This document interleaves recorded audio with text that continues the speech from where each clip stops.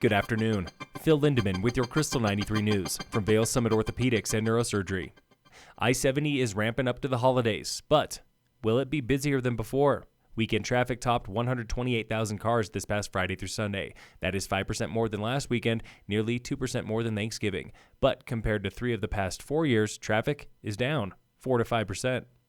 A pair of professional ice skaters from Denver narrowly avoided disaster yesterday when they got out on the ice near Dillon Marina just hours after Lake Dillon froze over. You often wonder that, right? When people are in a risky emergency situation like that, if they really understand the risk.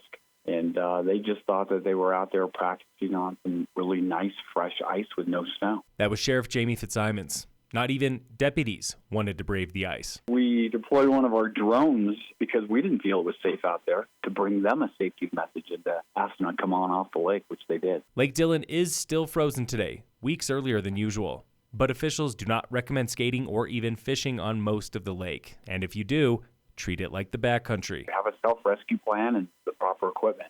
Bring an ice safety kit, rope, ice picks, whistles, bike shoes. Always travel with someone if you can. Travel spaced out in single file and watch for shooting cracks. Always keep dogs on leash near frozen water. The local non-emergency dispatch line went dark today for more than 2 hours. The dispatch phones went down around 9:23 this morning. They were back by 11:47. 911 itself was never disrupted.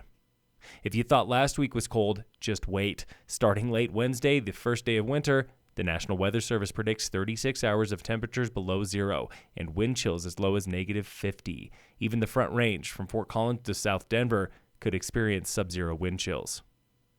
The Dillon man accused of hitting and killing a cyclist north of Silverthorne this summer was in court today, where his attorney asked for more time and an independent investigator. The judge granted both, pushing the case to February 22nd.